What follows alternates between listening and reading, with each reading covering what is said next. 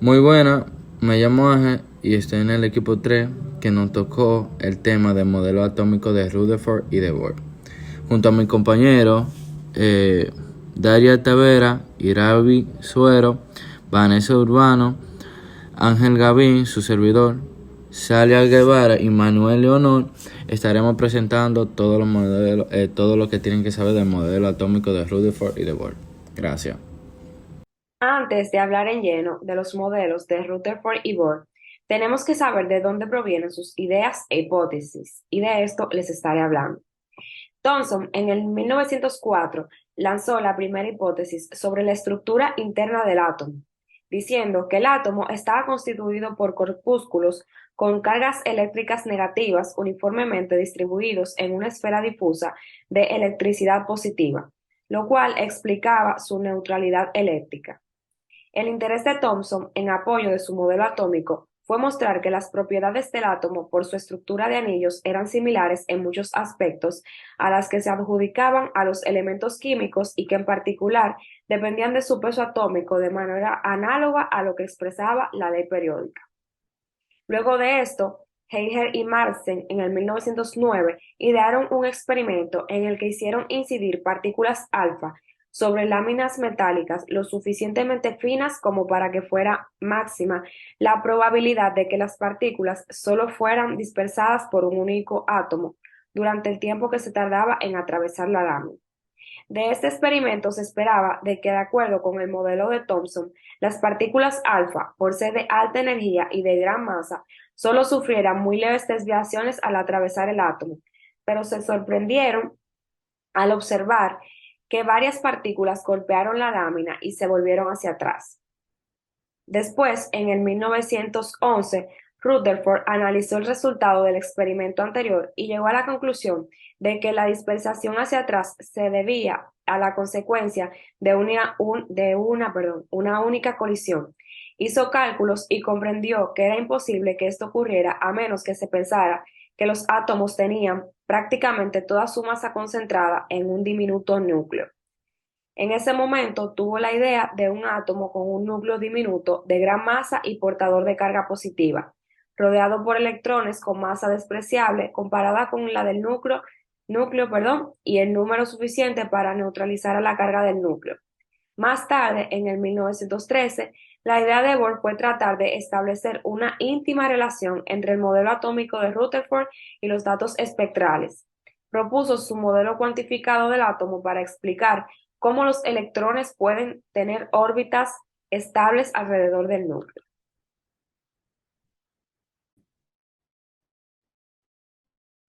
En la evolución del modelo atómico, Rutherford realizó una serie de experimentos en 1911 a partir de láminas de oro. En estos experimentos determinó que el átomo está compuesto por un núcleo atómico de carga positiva donde se encuentra la mayor parte de su masa, que también comparte con electrones, que giran libremente alrededor de este núcleo. Aquí podemos ver que están los protones con los neutrones y los electrones girando alrededor. Entonces, el físico danés Niels Bohr propuso este modelo para explicar cómo podrían los electrones tener órbitas estables o niveles energéticos estables rodeando el núcleo. O sea, aquí como podemos ver, está el núcleo, pero los electrones están en orbitales. Muchas gracias.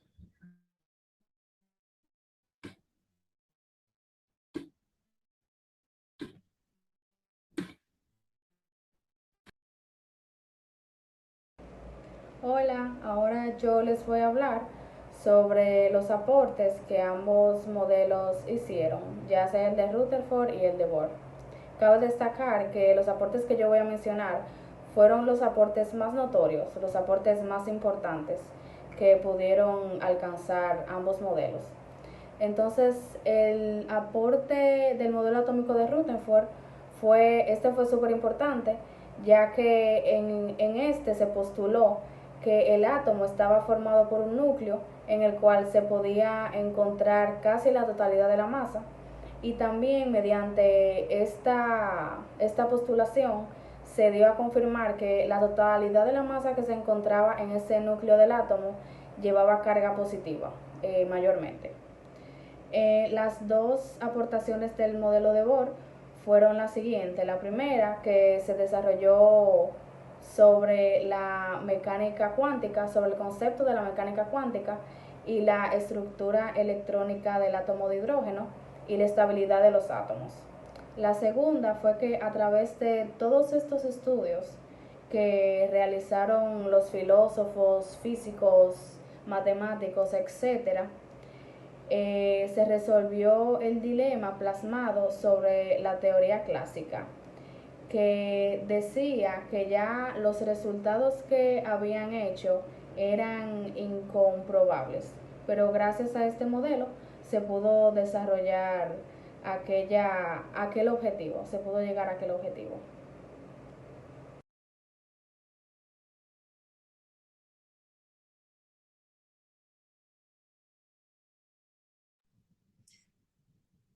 Las deficiencias del modelo atómico de Bohr son las siguientes.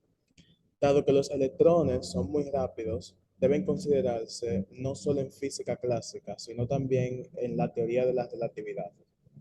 El modelo atómico de Bohr solo puede explicar los espectros de átomos de un solo electrón.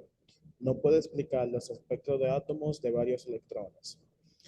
La dualidad onda-partícula no se tuvo en cuenta en el modelo atómico. Y según el principio de la incertidumbre de Werner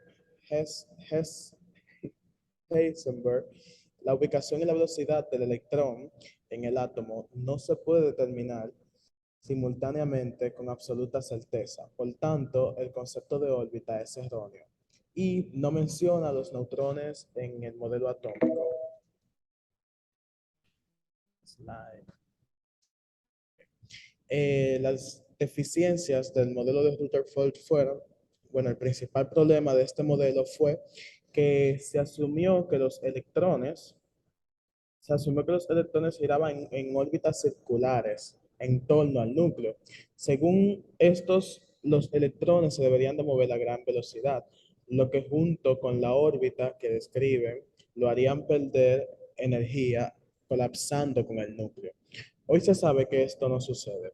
Por otro lado, Rutherford asumió que el núcleo estaba formado solo por partículas positivas, pero luego se conocieron lo que son los neutrones hoy en día, que son las partículas neutras. Otras de las deficiencias que tuvo este modelo fueron que no se tuvo en cuenta la fuerza de la electricidad, no se puede explicar la estabilidad de los átomos y no se puede predecir la forma en que se comportan los átomos en un campo eléctrico.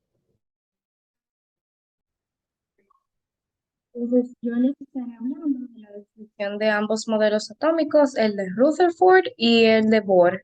¿Cómo se describiría el modelo atómico de Rutherford? Bueno, el modelo atómico de Rutherford establecía que el átomo tiene un núcleo central, que podemos ver aquí, en el que están concentradas la carga positiva y prácticamente toda la masa.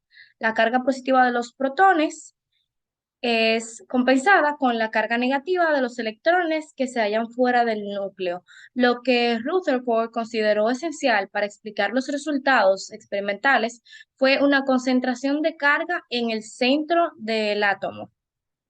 Ya el modelo atómico de Bohr, él explica de una manera magistral que combinó lo que hasta ese momento era conocido respecto a la noción del núcleo atómico de Rutherford con la revolucionaria teoría de los cuanta o paquetes de energía de Planck, con la cual este último científico explicaba la naturaleza de la luz, supuso que todos sus electrones giraban en torno a su núcleo en ciertas órbitas llamadas o estados estacionarios, en las cuales estas partículas y sus movimientos son perfectamente estables, donde cada una de estas órbitas representa un nivel dénido, pero de diferente energía. Me tocó la importancia en la química de los modelos Rutherford y de Bohr. Primero, en el primer caso, el de Rutherford, la importancia del modelo de Rutherford resistió en proponer por primera vez la existencia de un núcleo central en un átomo.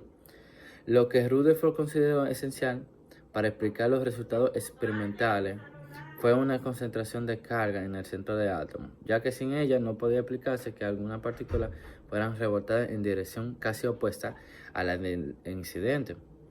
Este fue un paso crucial en la comprensión de la materia, ya que implicaba la existencia de un núcleo atómico donde se concentraba toda la carga positiva y más del 99,9% de la masa. Y también para poder estudiar los números de los electrones que tienen cada elemento de la tabla periódica. O sea, ayudó sumamente para saber el número de electrón que tiene cada elemento. Y hacer descubrimientos que ayuden a explicar las funciones de los átomos de la forma más sencilla. Y para el caso de Bohr, la importancia que tuvo fue que pudimos entender la estabilidad que tienen los átomos y aparte la más importante que fue la formación de los enlaces químicos con base en los electrones de valencia. Bueno, a partir de la base de Rutherford y otros modelos, Bohr propuso la evolución del estudio del átomo, ya que tenía muchas limitaciones y ellas fueron el punto de partida de la mecánica cuántica. En teoría, Bohr explicó el comportamiento de un electrón de átomo de hidrógeno en una órbita circular fija. Eso es todo. Gracias.